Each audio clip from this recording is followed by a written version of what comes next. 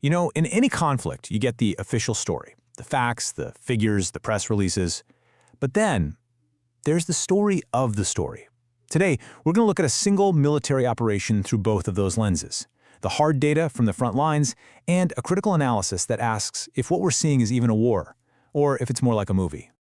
And this quote just gets right to the heart of it, doesn't it? It's not questioning the event itself, but the name, the branding, the story being wrapped around it.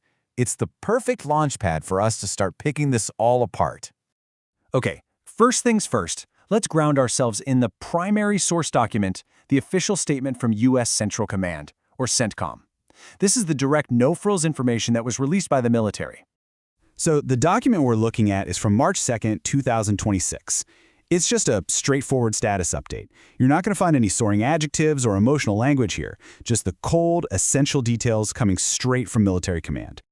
Yeah, the report is very somber and to the point. It states that, as of that date, 6 U.S. service members had been killed in action. It also notes that they recovered 2 service members who were previously unaccounted for. This is the human cost, presented as a clear, factual number. And this is the final, really crucial point from that official statement.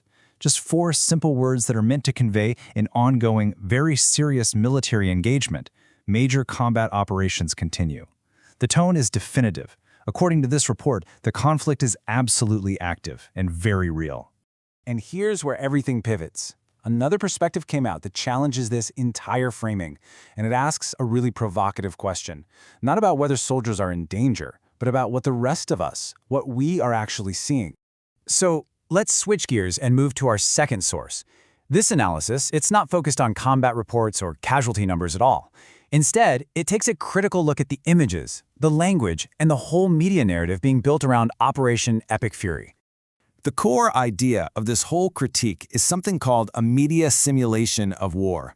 The argument is basically that what the public sees isn't the war itself, but a carefully curated representation of it, a story that actually stands in for the messy, tragic reality. Now this is where it gets really interesting, how this idea is broken down. The analysis argues that a real war, has an unpredictable outcome and the homeland feels threatened. But in contrast, a media simulation has a predetermined outcome. The homeland feels safe, and our only way to see it is through curated images, not by actually observing what's happening. Okay, so that's a pretty provocative theory. But is there any actual evidence to support it? Let's dig into the specific signs the critic points to that suggest Operation Epic Fury is being presented as more of a media simulation. This analysis points to 4 key things. First, sanitized imagery. We see the planes before they deploy and the missiles before they launch, but we don't see the impact. Second, narrative control, because access to information is so limited. Third, the creation of this glorified spectacle, from the blockbuster name to the visuals. And finally, and this is a big one, the argument that U.S. casualties are sensationalized to create a false sense of a balanced fight. This right here is a central pillar of the argument. The critic points to reports of an internet blackout in Iran, which suggests that with no independent footage getting out, the only story being told is the one officially approved and released by one side of the conflict. And this just perfectly illustrates that point about spectacle. The analysis argues that the official visuals we see are intentionally stylized to look like entertainment, clean, precise, and totally detached from any human consequence, just like a video game. This is maybe the most powerful and, frankly, disturbing claim in the whole analysis. The idea that the conflict has been framed so much like a media event, like a sporting contest, that people can actually place bets on it.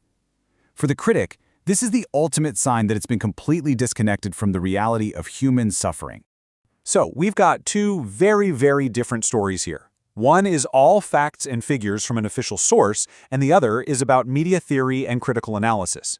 The goal here isn't to decide which one is true, but to figure out what they both tell us when we put them together. And this brings us to the most crucial point. How a conflict is framed, how it's named, and how it's shown to the world is not separate from the conflict, it's an integral part of modern warfare. The narrative itself is a battleground. And according to this theory, that narrative control is completely intentional.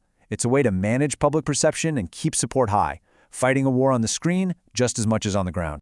When we put them side by side like this, you can see they're not really contradicting each other. The official report focuses on events, and its goal is to inform. The critical perspective focuses on the narrative, and its goal is to analyze the story being told. They're just describing two completely different layers of the exact same event. And that is the key takeaway from this whole thing. Understanding modern events requires more than just reading the headlines. It requires media literacy, the ability to look not just at the information, but at how that information is being packaged and presented to you. And so we're going to end right back where we started, with a question. As you see news about this, or really any other event, it's the most important question you can possibly ask yourself. What are you truly being shown? The event itself, or a carefully constructed story about the event?